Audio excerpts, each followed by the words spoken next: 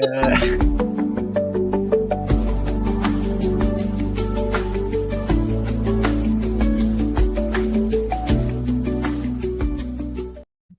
right, it's time to cover the Wiggler today, Ralph Wiggum.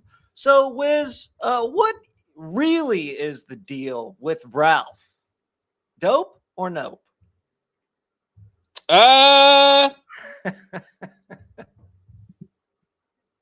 Dope. I think dope. Also, yeah, dope. Yeah, it is on the line though. It's on the line. It's on the line. Okay, it's taking the world by storm here. Everybody's talking about it. Fundamentally, it's not that complicated though, as we dug into it. And it kind of, to me, allowed people to get a broader understanding. Maybe it helped a broader audience get reached about like how great tools like Claude Code are.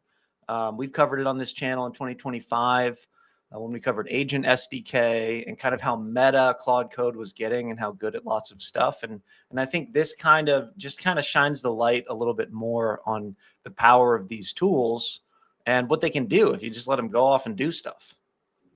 Yeah, I mean,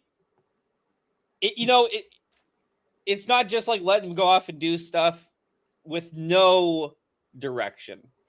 Like there is direction that you can instill in it, and so it gives us it gives us the semblance of control. Yeah. Good instructions. Prompt engineering 101, right? That's all we got to do to be able to Ralph it up. And like your starting instructions are even more important when what you're doing is just letting Claude take the wheel. Letting loose one of the most powerful AI agents that's ever been built in the history of mankind and telling it to just not stop. That's right. Okay. Well, we're going to cover Ralph today, and we're going to get into the demo quite quickly, and then we're going to put this all in context. I'm ready to kick off. You ready to kick off? Can't wait. Let's go. Let's do it. All right. Welcome, everybody. Ralph Wiggum is what we cover today. And if you would like to ask questions, to jump in, you got any comments, this should be a fun one today, please do smash the chat and let us know what you think. Have you used it? Is it dope or nope? Is it the real deal? Is this something you're going to use in real life or just in meme life? And wherever you're viewing, on LinkedIn, on YouTube, just go ahead and hit the comments to get into the discussion today. There'll be quite a bit of discussion in the second half of today, but we're going to get into the demo rather quickly. Today, we want to align ourselves to really just understanding what Ralph is, what the Ralph Wiggum plugin for Claude Code does, and when you might want to use it. We'll show you around the Ralph Wiggum plugin, hopefully get you guys playing with it today and sharing with your audience what you've learned. So Ralph is a simple loop. We'll cover that first. We'll get right into the plugin. We'll talk then about how to use it. Before we kind of expand the frame, there's a lot that kind of comes together at the intersection of Claude Code and Ralph. And there's a lot of stuff we've talked about on this channel over the past few years that we can kind of pull in, and we're going to have kind of a wide-ranging in-context discussion after the first half. So let's get into it. The loop, okay? This is the real deal. It's just a loop. In its purest form, Ralph is a bash loop. Looks like this. This is from Ralph Wiggum, a software engineer from Jeffrey Huntley. The blog was originally posted July 14th, 2025, and didn't really go viral until 2026, where stuff has been updated since. Okay, but let's take a close look at this loop right here. What's going on here?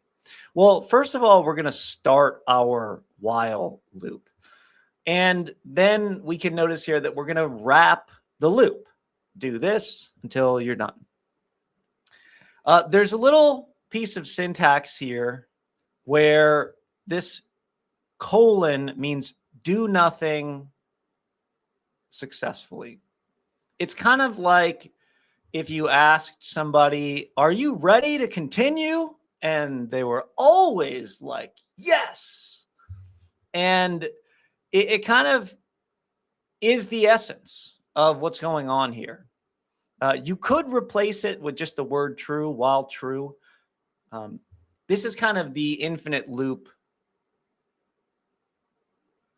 and where it begins. The rest of this is quite simple. This is just kind of a new line separator, so no big deal there. Of course, we have our boy Claude Code right there. And then all we're doing is we're literally concatenating and kind of chaining the prompt into Claude. And then we're running it. So we have a prompt. We make Claude run it. Then we go back to the beginning.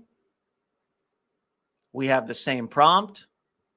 We make Claude run it again. Then we go back to the beginning. We have the same prompt. We make Claude run it again. I asked Claude, can you visualize this for me? I'm not sure it's that helpful, but we kind of have this outer loop, and we got to press Control-C to break the loop, basically. But the prompt gets concatenated, put into Claude Code. And you might think, like, okay, what's an example of this look like? Well, if you used a really dumb example and kind of confusing, since we have the word cat all over the screen here, write me a poem about cats, concatenate reads this, and we put it into Claude Code. And you imagine doing this over and over, it would seem a little bit crazy because we're kind of just telling it to write a poem about cats over and over. And if we did that, that would be kind of crazy. But it's instructive because this is what we're doing. We're doing the same thing again and again and again. Ralph is literally just making Claude Code continue to work. So how does it work then? Whiz, first discussion. So the prompt never changes here. We keep it the same all the time. How do we even produce results? Yeah, I mean, we keep the prompt the same, right? But something to keep in mind is like Claude Code never really runs in a vacuum. Claude Code always runs in some kind of system, and typically Claude Code has a lot of side effects. And what this means is that as Claude Code moves through its work, my guy keeps blasting files, changing files, right? Like it's very rare that Claude does nothing that would change what's in the file system. So what that means is that the prompt stays the same, but the environment is changing, and the environment keeps changing, and it changes over time. And if you're a clever person, you might include in your initial prompt things like keep track of a to-do list, write what's left to be done in a markdown file, always check this markdown file, these kinds of things, right? So we're basically allowing Claude to use the system state as its state while it goes through that initial prompt, checking until it believes it's sufficiently done.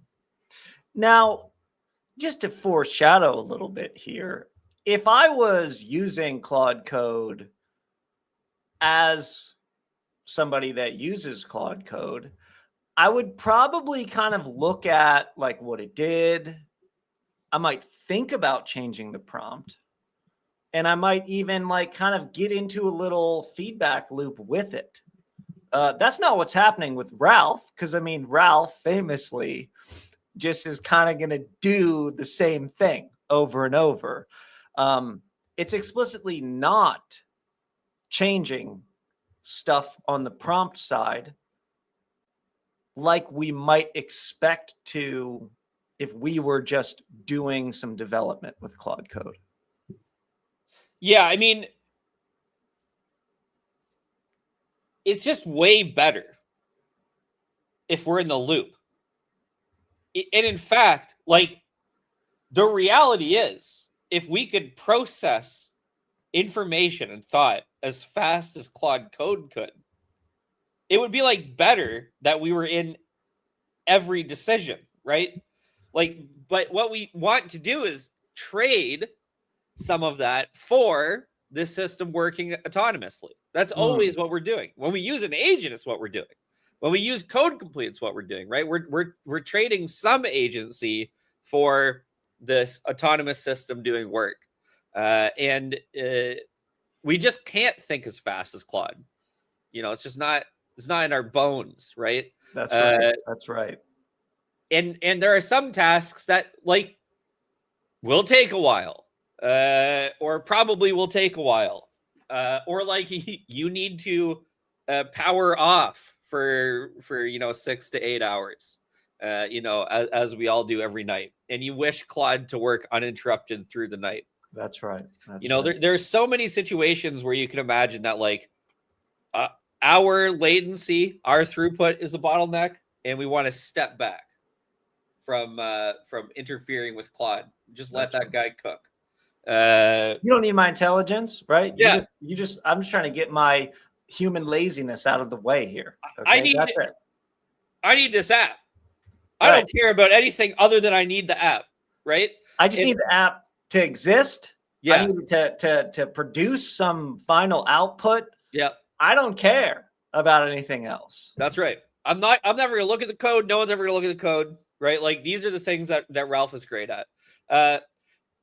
Like, in the workplace, that can't be true, right? Because the excuse of, well, I didn't write that code, right? It doesn't work if you deployed an autonomous system to write it on your behalf. You are signing off on that code. So this idea that you would allow Ralph to produce hundreds of thousands of tokens over many, many, many moons, it is frankly, it's irresponsible. Probably, right? Like, probably not going to give you that job security you're looking for in the age of AI. Yeah. And when someone comes in and says, "Why is there this SVE?" And you're like, "I don't know.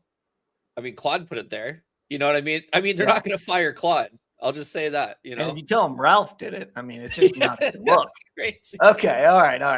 Also, we should mention this for a second. Ralph hogs down tokens as well. Right? Well, okay. Right. Yeah. Classic Ralph. Okay.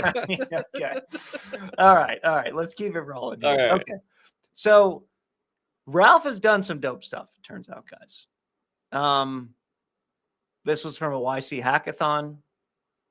And importantly, the prompt isn't just a simple write me a poem about cats. The prompts need to look like proper prompts. Your job is to port Assistant UI React Mono repo to Assistant UI Vue and maintain the repository.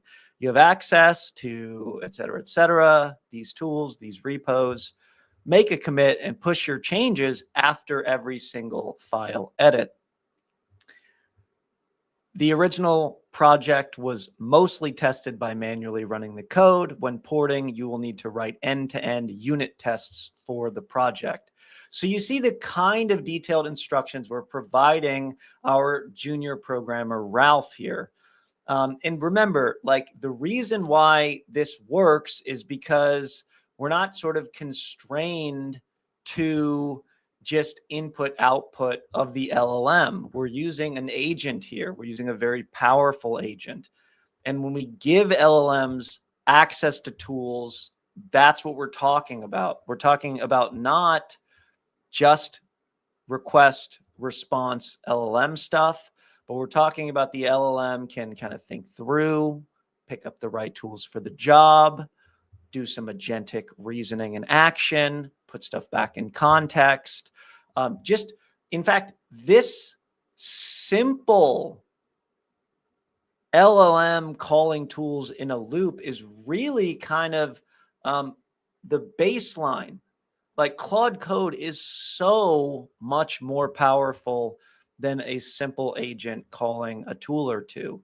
Claude Code is obviously writing a ton of code. It's obviously got all sorts of capabilities. Maybe you've given it access to different file systems and different repositories, as we just saw. So let's get into the plugin right away here. The plugin, we can find it via Anthropic. And it's just how we implement these self-referential AI development loops with Claude Code. Importantly, we're just kind of saying when Claude tries to stop, we say, no, no, no, it's not time to stop. Are you sure? Keep going. Are you sure you're done? Anytime it might think that it's done enough to get a human in the loop or it's kind of done, no, no, no, I don't think so. Back to work, Claude. And this has some kind of cool results sometimes. Some significant implications. But the way we kind of think of the Ralph Wiggum plugin is we're just implementing these completely autonomous development loops to tell it, keep working and don't stop working. We're giving it this persistence, and we're trying to guarantee that it works until it's done, not that it just works until it feels like it might be done or might need to provide a human in the loop. So let's see what it looks like under the hood. And for that, we head over to The Wiz, who's going to walk us through exactly what this plugin looks like on Anthropic's Claude Code repo. Wiz? Yeah, let's go. Okay, so we're clodding. We're coding. First thing I want to show is that boop. We're going to share the old, check this out. Boom. Terminal. That's right. The file is huge. Let me look at the important part. The nodes. The issue could be in how the page. Anyway, this guy has been cooking since we started the event.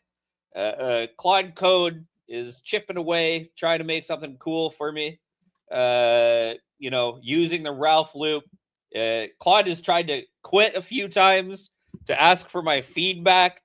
And Ralph has said, get back to work, Claude. You're not done. You'll notice that I'm in dangerously run permissions mode, which you should never do unless you're in a sandbox.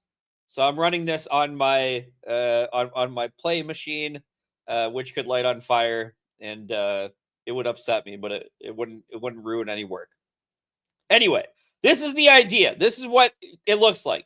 We're 22.4K tokens in, and I imagine we're gonna hit the 150K mark before it even gets phased. What is it trying to build, you might ask? A great question. Let's look at the build in progress from our friend Ralph, which is going to be this tic-tac-toe roguelike. So it's like a tic-tac-toe game. As you can see, it looks bad and it doesn't work. So Claude's got some work to do. Yes. At DF Ramirez, this system talks to nothing. Okay, beautiful. Now, what is happening, right? Because it's pretty cool that you can just kind of let it rip, right? So what's actually going on behind the scenes? Well, what we have is a plugin. So Claude Code accepts these things called plugins.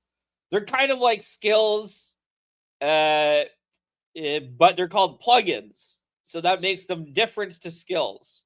And the idea is that anyone can use plugins. You can host them. This is actually on Claude Code's main repo. So this is from the Anthropic team. This is their implementation of the work that Greg outlined. And I mean, it's pretty straightforward. First thing we want to look at is the hooks and the stop hook. So what happens is that when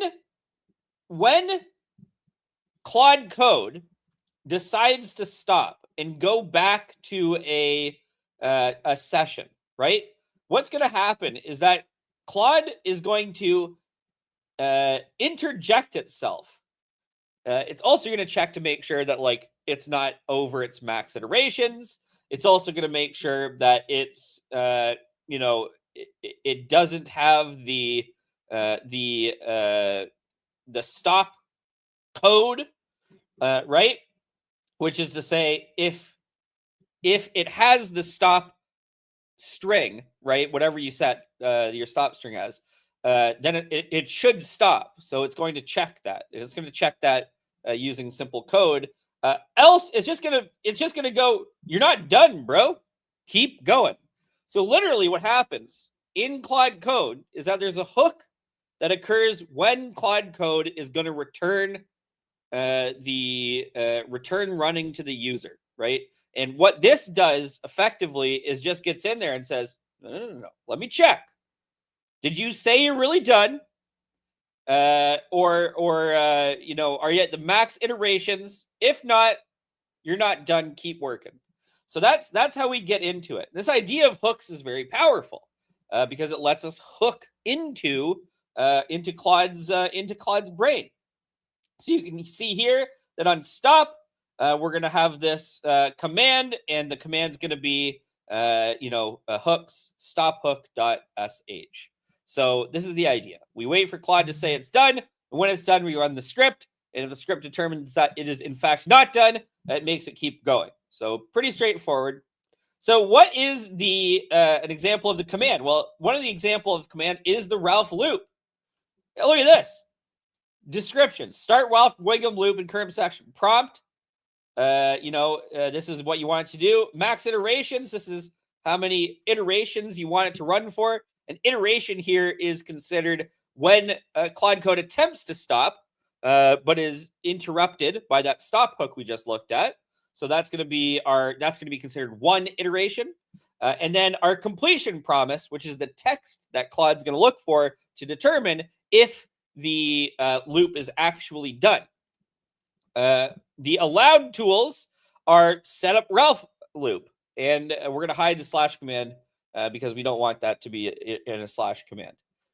What this is going to do is set up the script to initialize the Ralph loop, which is going to be in scripts setup Ralph loop.sh. And then it says, please work on the task. When you try to exit, the Ralph loop will feed the same prompt back to you for the next iteration. You'll see your previous work in files and Git history, allowing you to iterate and improve. Critical rule. If a completion promise is set, you may only output it when the statement is completely unequivocally true. Do not output false promises to escape the loop, even if you think you're stuck or should wait or should exit for other reasons. The loop is designed to continue until genuine completion. And that's what Ralph is. So, basically Ralph comes down to, we ask the LLM really nicely, don't say you're done until you're done, bro. And that's it. That's the Ralph loop. So we'll look at another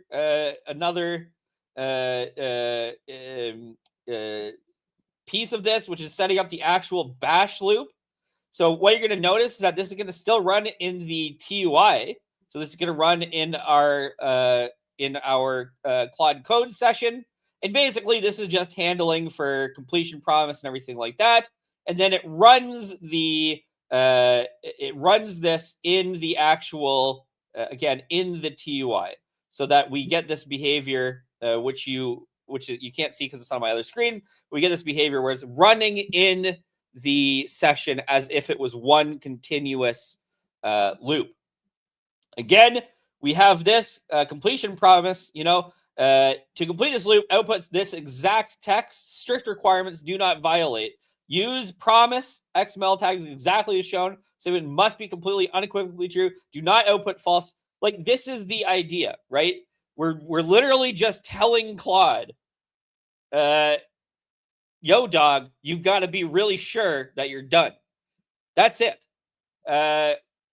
This is not because we could just programmatically enforce this, right? We could build a stop hook that just said, you're not done until you hit n iterations, right? But this is the secret sauce that lets Claude potentially early exit, and let us not need to set n iterations, because we might not be able to predict ahead of time how many iterations it would take. But that's really all Claude is. And something I want to point out is like, that's all a plugin is, right? Basically, a plugin is just a way for us to communicate when Claude should do what things during what part of Claude Code's execution pattern. You can see that we've done this with Ralph, and you can imagine going a step further, right? Maybe when we have a stop, if we go back to our hooks, maybe if we have a hook that occurs when we start, right? And that hook basically ingests all of the git diffs that have occurred since the previous iteration, right? There's all kinds of ways you can imagine fleshing this out more and taking this to an even crazier place right now, what we would call a crazy place right now, right? We could, for instance, have it when it stops, submit everything that it's done and recap that work to a Jira epic, right? And then whenever it starts, we could have it look through the current state of Jira and grab the next ticket to be done. And then Claude could create tickets throughout its process and leave this ticket trail for us, right? There's so many things we could do to systematize this kind of outside loop, as Greg's called it, to make it better and beefier and stronger. But the basic idea is, whenever Claude tries to quit, we say, no, Claude, you can't quit. You got to keep going unless you really promise us that you're actually really for real done, and you're not just trying to exit the loop because you think you need me to tell you to keep going. And that's it. That's Ralph Wiggum. This is how you can imagine the beginnings of these systems that are extreme, and do even crazier things as we look at it now. But I imagine we'll look back at Ralph Wiggum and we won't think it's that crazy at all by the end of the year, if history is anything to go on. There you go. That's Ralph Wiggum. Not too bad. With that, back to Dr. Greg. Before I send you back to Dr. Greg, you know what I got to do? I got to ask you to subscribe to our YouTube channel, ring the bell notification. We're here every Wednesday, and I'll give one more refresh of this tic-tac-toe game. Oh, hang on. We got an update. Wait, big update here, guys. There's more stuff happening. So let me see. Oh, I've selected X. He selected O, and then it broke. Oh, wait. Oh, I got you, bro. Next floor. A wild goblin appears. I'm gonna clown this fool. You guys aren't even ready for this. Oh, I messed up. Oh, I'm done. Oh, it's really bad at tic-tac-toe. Perfect. Okay, next floor. One more. Wait, we gotta use our shield power up. It didn't do anything. Anyway, Ralph's gonna keep working on this, but this is the idea, right? I know it's a silly, very silly, trivial kind of example, but this is the idea. Just making this in the background. The initial instructions were bad, so the app is bad. But the idea is Claude's going to keep working at this and won't stop. We're 22 minutes in, and there's no signs of slowing down. Back to Greg. All right, Wiz. So before we get into the kind of larger in context discussion here, man, so early the demo today. I hope people like that. Let us know what you thought. There are some chat questions and some things that I just want to make sure that we get to before we get into the next part here. So Mr. Robot says, I bet another time waste model won't practically be helpful. More or less, I think this is probably true. I agree with it strongly today. Yeah. Today. Yeah. Today. I mean, yes. This burns tokens and time. Listen, that doesn't mean it's not useful, right? Because I think the reality is, if you sat in a tight loop with Claude, you would get more good work done. Okay. But like, you're going on a 5-hour plane ride, Claude could just be puddling away at some stuff. That's right. You're sleeping. All this time we every wait. Every night. Yeah, exactly. Claude could be puddling away at something, right? The issue right now is that you have to keep it in these kind of low stakes environment. But we saw this with baby AGI. We saw this with the initial kind of agent freewheeling loops, right? Where they were totally useless when the models first came out because the models weren't good enough, et cetera, et cetera. I believe the same to be true here. Like now, Ralph is a fun toy example, but in a year's time, with the knowledge that this system exists and is, by the way, trivially an excellent environment to train in, I think we're just bound to see these kinds of approaches become less and less of a time waste and more of a real benefit, even in higher stakes situations like cybersecurity. And like yeah, because fundamentally we're kind of going up a level here. So Deshant Guy asks, so do we give it a PRD in design to work on, basically, and implements it feature by feature? That's one way we could do it. I don't know if there are Ralph best practices right now. There's absolutely Ralph best practices, which is that, and I hate to be the guy that says this because, I know it's a little bit of a meme. Okay, we're going to include that it's a little bit of a meme here, but like you should spend as much time on the scoping of the project ultimately as the agent's going to work. That's truly what I believe, right? Like, otherwise, what are you doing? Yeah, if you're going to offload all of the work to the agent, then okay, that's fine. But like, if I want Claude to work for 10 hours on something, I best have put 10 hours into planning that thing out, right? I best have a document that very clearly details and outlines exactly what must be done. And I better start building best practice boilerplate for my Ralph loops for things like how it should store and think about information between iterations and how it should leverage the file system more actively than it's asked to in the default implementation. You mean Ralph with memory? Yeah, purposeful memory that we tell Ralph every time, yo, dog, you got this and you better fucking use it or I'm going to be mad. Yeah. All of this is something that I believe is integral. Ralph will grow up one day, ultimately. Yeah. But for right now, again, if you're not putting in that time, you're just you may as well just go to the supermarket, buy yourself some cans of sloppy Joe and pour it on a plate. Like that's it. Yeah, and I think when you say give it here, I think we'll return to this momentarily. Give it. Should you give Ralph this, or should you give a different system the PRD and design to work on? Okay. Raphael, how do we present false completion? How do we prevent false completion? How do we know? You saw the whole system, which is that we ask Claude to take it very seriously and not do bad. Yeah. Okay. That's the safeguard. How do we trust Ralph? Well, how do you trust any autonomous system, Raphael? I mean, it's a great question. Yeah. Models. What's the right way to say this without being too doomy? Models are not. There's nothing that shows models need to be fully aligned to our expectations and goals.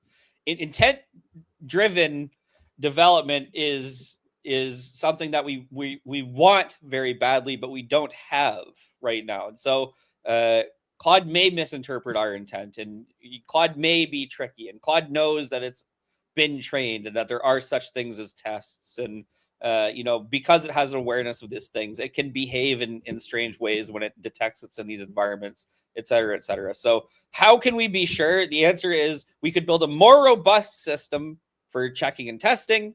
We could add that into our hooks. We could build our own tests ahead of time, knowing where we want the app to go, and we can make it so it must adhere to these tests, and we can keep those tests in a different location. There's all kinds of ways to do this, but at the end of the day, if you spend 10 hours designing a system, a harness to best accommodate your Ralph loop for this one specific task, I feel like you could have built the system you wanted in that time instead, right? So right now there's a real easy trade-off point, which is, am I going to spend more time hand-holding Ralph through this than I could have spent just building this thing? And if the answer is just build the thing, man, just build the thing, you know? Listen, 2027, when we have perfect test bot and we have super duper mega skills, that we have hard drives that we have to plug in for. Yeah, it'll be different, but that's not that. It's early when 2020. Ralph becomes Chief Wiggum.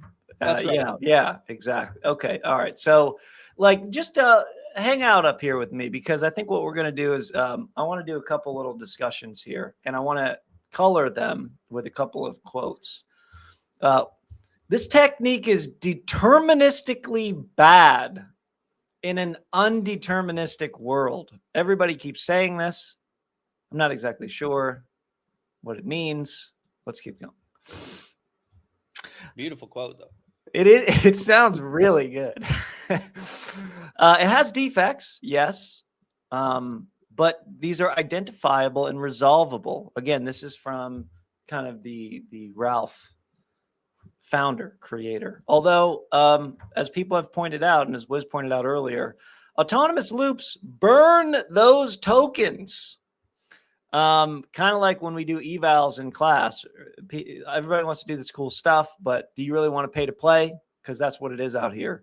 For every single big overnight win, how many millions and billions of loops have just been tragically burned using Ralph? We'll never really know. So with that in mind, should we ever use this at work? Well, let's take a look here. It's not good for tasks requiring human judgment.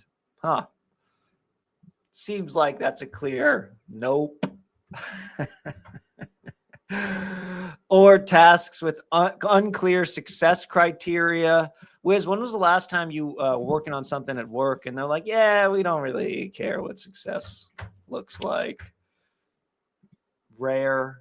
Yeah, I mean, it hasn't happened a lot. I'll just say that. Yeah. Production debugging, though, huh? Production debugging. How about that? Oh, no, not good for. Never mind. You got no scope. Yikes. I mean, no, you should never use this at work. That's not to say there aren't situations where there are workplaces where something like this could happen. Blah, blah, blah, okay, so I'm gonna research lab. Yeah, fine. You're doing your PhD, whatever. Yeah. There's work you can do with this, but like if you have a job in a tech company, like this is fun to play with, but it's not going to replace your workflow. I mean, you go to work to work. You don't go to work to have your agent do work for you. And by the way, Ralph can do your job. You got to really quickly learn something new, right? Like it's the unfortunate truth that right now, these systems, these autonomous systems, can't pay attention to everything they need to. That's important in the context of your business, and you can do a lot of work to help them do that. But again, that's time you could be spent actually moving the needle for your company. And again, if you design a system that so effectively does your job that you can give it a prompt and then leave for 8 hours, then I imagine your employer is going to have you leave for 8 hours every day. Right? Certainly, it's a no-brainer business decision there. Okay, let's see what it's good at here. Let's look up here. And by the way, Jeff Huntley built Cursed, so that was pretty greenfield. An actual language, Wiz, with keywords like slay and sus and based. And it's called Cursed. So so that's a success. That's a Ralph success. Tasks requiring iteration and refinement. Tasks with automatic verification. well-defined. So we see this kind of automatic verification thing. Like we've talked about verifiable rewards a lot here. And again, Ralph's kind of dumb relative to other bosses you might have or your coding agents might have. And so we're seeing this kind of like, how do we get away with kind of the dumb systems we have today? Well, if we make it super verifiable and we say, agent, please verify this, and it's able to, not in some ambiguous language space, but in a coding syntax space, great. Yeah, it's probably okay. So we see the same pattern again here. Yep. I mean, yeah, right. Because it's like, think of it this way. I don't make the worst comparison in the world here. Okay. But I think it has some utility. Imagine that you're building a program and the program outputs nonsense, but there's like a test at the end, right? And like every time your program runs, like this test gives us feedback about how well or not well it's doing. And then what we do is we use that feedback to make some updates to our program, right? And we keep running it, and we keep running it, and we keep running it. And like over time, our program gets better and better at the task, and we start passing the tests more and more concretely. I mean, we built an industry on this, and it's called machine learning, right? We have these systems. We know this pattern works at a big enough scale with enough time and resources. So this is the same kind of thing, right? That's right. The features become clear. Exactly. The outputs get sharper. Yeah. The algorithm gets more powerful. That's right. It is a way to have a system learn over time. And if you think about, Ralph, like a big training loop, then I think you're starting to understand where the real utility is going to come from in these kinds of systems long term. So it's beyond LLM calling tools in a loop. In fact, it's the next layer. And this was from a little pod-ish thing that Dex Horthy of the context engineering term coinage did with Jeff Huntley here. And I like this quote. The idea behind Ralph, he says, is an outer layer orchestrator, not an inner loop. And I like your sort of training loop kind of idea here. So this is quite interesting because we've been talking about orchestration frameworks for quite some time on this channel. In fact, I think we tried to cover every single one there was last year. And now we're seeing stuff where we have this kind of, I don't know, meme outer layer orchestration for agents like Claude Code. We see Ralph, things like this Claude Swarm just came out, Gastown, hilariously. But are these really fundamentally different than any other multi-agent orchestration frameworks we've looked at in the past? Are we just orchestrating agents in the end? Why do we need these kind of outer layer orchestrators now? Or is this just kind of the next meta layer we have to go to? Yeah. Yes. That's where we are. We're going to keep working on all of it. Okay. It's a big field. It's moving very quickly. Lots of people, but yes, I mean, we need work here. Obviously you can see the future of a system like this being good, right? Like you can like right now it's not, but it's trivial to see in the future that something like this would be useful. Well, right? It depends on the mental model. So Raphael says RL, but I'm thinking, is it RL or is it a supervisor on top of other agents? Or is it both? Or is it this training loop? These are kind of distinct, training loop or supervisor, manager, hierarchical, or I guess this kind of gets to the whole agentic system is being RLified, as we've talked about recently on this channel. Some of the stuff that Prime Intellect is working on, you kind of put the entire agentic system in the training loop. Yeah. Okay. All right. It's coming together for me. That's basically what you already said. Okay. That's right. Now it's making sense. Okay. Listen, we're going to work on all this stuff. Yeah. And it's all going to yield something. And some stuff will yield more somethings than other stuff. But for me, it's clear the next step is that agents are functions, and we need scaffolding between agents. And then post that, it's clear that we now have microservices of agents that we need to work together. And we're right back into this outer framework again. So the tool of 2026 is the agent. Yes. We've gone just up a level. One level up, baby. Every time. Just keep leveling up. Okay. Now let's talk about harnesses here. This was from Anthropic in November, and they wrote an article called Effective Harnesses for Long-Running Agents.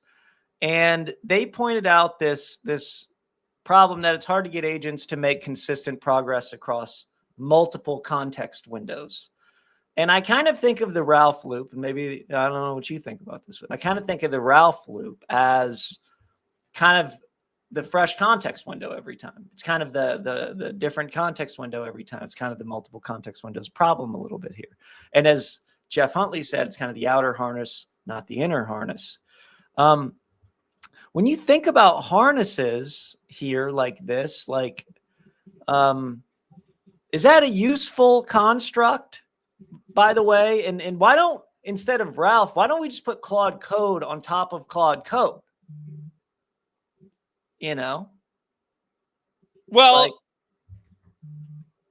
Opus on top of Sonnet, classic multi-agent system pattern. You can do whatever you want. You can do that. Yeah. You could have why don't you think about the prompt and how to change it? You could have Claude spin up sub agents for you. I mean, Claude Code already has that.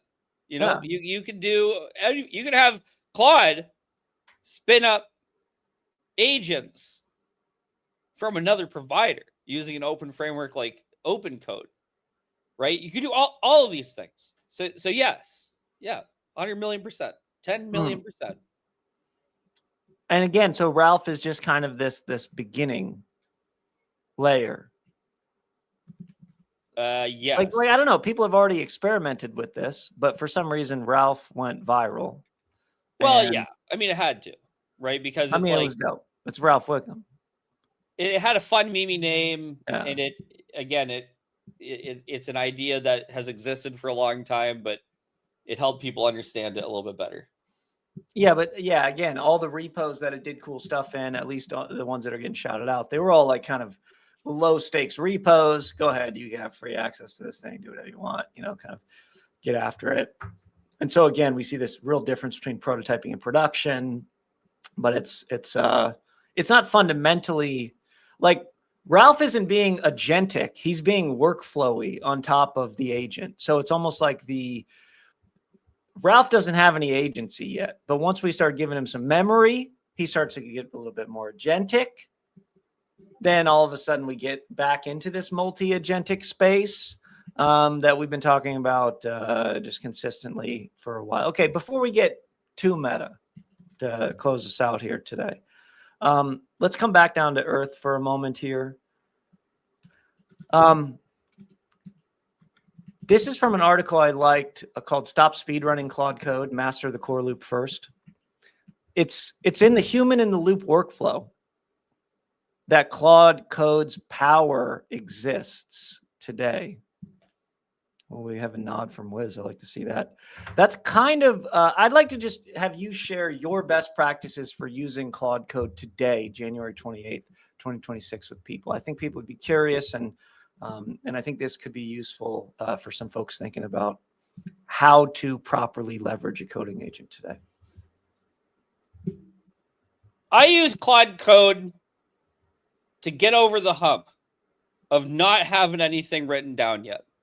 Okay? I know it's crazy. 2026, we're still using AI to solve the blank page problem. Yes. It's so good at that. It will just hemorrhage tokens at the problem. And then you can look at it and hate it and need to change it, right? This is still how I use it. The things I have done to make it the least bad in terms of my usage of it are things like making a lot of skills. Every time I do something more than once with Claude, I turn it into a skill. Every time I notice that I have to tell Claude a technology decision explicitly, I add it to my Claude.md for that project. Or if it's something that is universally true, like always use UV, goes straight into the Claude.md at the root level. So it's in every session. You know what I mean? But like use specific technology for this project. Okay. It's really just constantly working at all of the tools that Anthropic has given us to modify the behavior of Claude.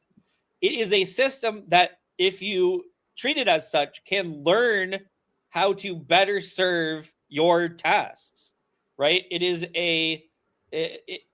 is something that you can, not just prompt your way to success. You have to write some code, and you have to you have to do a lot of busy work or administrative work with Claude, but it's worth it, right? If I were to start with a brand new, fresh Claude instance, like Claude Code instance, like it would be significantly worse, and I would have a much worse time, right? This is the beauty of these kinds of systems, but you need to leverage it. So use skills often, create skills every time you do something more than once in Claude Code, just like you would when you're writing actual code, right? If I write the same line of code 3 times, I'm just going to put it into a function, okay? Because I'm probably going to write it a 4th and an 8th time. If I notice Claude has made a mistake, and that mistake is not hyper specific to the current project, I'm simply going to tell Claude to remember to not make that mistake by telling it what to do in the future by leveraging the Claude.md, et cetera, yada, yada. There you go. Okay. So that's my best practices. Leverage all the tools that Anthropic gives you. If you're not using skills, if you're not using plugins, if you're not using Claude.md, you're simply not using the tool correctly. Everything else is minor things. Use XML formatting, use Vim mode to input your instructions so that you have a big text block to work with. Gets you out of the headspace of this little line that you have to write your little prompt in. No. It's a big file. You should prompt it with big information, right? You should be very specific. And then lastly, teach Claude very quickly how to use Git the way you like to use Git, and make sure it does it all the time. It should be committing all the time if you like that. It should be making branches all the time or work trees all the time. Yeah. Whatever your flow is, that's what Claude should do, and you should teach it that very, very quickly. And if you haven't done any of this, then maybe you should start there instead of with Ralph. Okay. I asked X and Grok,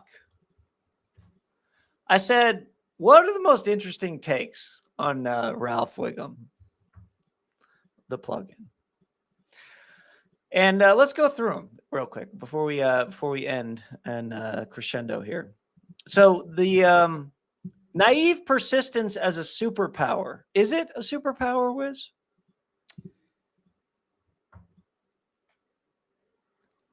Sure. I feel like if you just keep smashing your head against the wall until it breaks, it feels. I'll say this: it can be. Yeah. It can also very quickly not be. But is it aimed at the right thing? Are you smashing your head into the right wall? This is a good question. Okay, next. Ship code overnight meme. Fun. I like it. I mean, I do use it to do that. Why not let it work while you're sleeping? Yeah, why not? Critiques of the official plugin. It's lame. It reuses the same context window across loops. Ridiculous. Am I right? We can do better. What do you think about this? You looked at the plugin. Oh, it's like saying my slapdash boat is better than this different other slapdash boat. I just I don't fundamentally agree that in the original state, that's it. Yeah. Yeah. Okay. Right. Here we go. Extensions beyond coding. Creative adaptation include a Ralph Wiggum copywriter that learns your voice, self-critiques, and rewrites endlessly until copy is good, processing years of personal Jippity and Claude convos to extract insights, and a "Who am I really?" self-reflection doc. Are you you gonna try this out? I don't know. That's not giving me the good Vivity vibes. That's giving me. I don't think AI should do your writing for the most part. I really don't think so. Yeah. Writing is thinking. We've said it on the channel before. That's right. We'll say it again. I like thinking. Don't hand it off. Yeah. Otherwise, what do you have left? Just a meat sack. Okay. Skeptical, anti-hype views. Not everyone loves it. Some call it slop. Embracing whatever works through sheer volume rather than deep creative involvement. Which side do you fall on, Wiz? I think that the future is bright for these kinds of technologies. I would be remiss if I dismiss this as just something silly. Wait, it is right now. Is it? But we're gonna keep building systems like this, and eventually we're gonna do it well. We've seen this pattern play out some 16 times since Jippity. So So we've gone to the meta zone again. We're in this loop. I asked Claude. I said, "What is AGI?" And it said it refers to AI systems that would have human level or beyond intelligence across a wide range of tasks. Now, Ralph is a human-ish, right? He's just not kind of the smartest kid at school. You mentioned baby AGI earlier. How do you see this kind of moving on from here? What are the next couple of layers to this as we move towards a future where we have smarter Ralph training loop systems? I don't know. It's so hard. Yeah.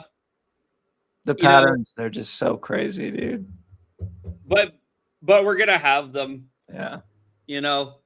I feel like the issue is that we're looking at 1,000 kernels of popcorn on a hot plate right now, and one of them is gonna blow up. It's gonna become popcorn. Yeah, one of them's gonna pop for sure. But I don't know which one. And the moment one pops, the rest are, attoseconds away from popping. Like we saw with LLMs and coding agents and deep research, and it's just like one of these patterns needs to work, and suddenly every pattern will work. And that's obviously not literally true, but that is there are a couple duds in there, but that's it. It's not, it's not interesting, but that's true. Where one of these things is bound to pop off. I don't know which one it's going to be first, but they all will in some capacity. And for now, I guess we can say that we might not be human level, but maybe Ralph is baby level. He's done it. In conclusion, guys, Ralph is baby AGI. Thank you for coming to the show. Don't use Ralph at work. Wiz, thank you for all of your expertise today. We'll see you next time. Next week, same time, same place. Where to find me, Wiz. Peace. It's time to wrap up, everybody. Thanks for joining us for Ralph Wiggum. We hope you found this useful. Another weekly Wednesday workshop from AI Makerspace. If you're still around, but you're not yet in our Discord, you should join the world's leading community for people like you who want to build, ship, and share production LLM applications. We've got folks in our community from around the world. Many hundreds have been certified through our bootcamp program and have become production AI engineers. We are focused on building the industry standard certification for people who want to become these folks that we rely on to build Ralph Wiggum loops. If you're interested in getting on the path and embracing coding in the toughest time there's ever been to embrace it, but yet the easiest time there's ever been to embrace it, check out our upcoming The AI Engineering Bootcamp Cohort 10 kicks off April the 7th. We've got a early bird discount going right now. If you have a referral as well, you can save up to 40% off the manufacturer's suggested retail price. If you have any questions, feel free to reach out to me directly, Greg at AIMakerspace.io, Dr. Greg on Discord and on LinkedIn. Until next time, everybody, if you build with Ralph, don't forget to build, ship, and share it. Tag us on LinkedIn so we can amplify. It's been a pleasure hanging with you guys today. We look forward to seeing you next week. I'm going to release the entire set of events over the next few days for February. So if you've got things you want to see, let us know in the comments. Let me know personally, and we'll try to fit it in the queue. But until next time, everybody, keep building, shipping, and sharing. And we'll do the same. Have a great week. See you next time.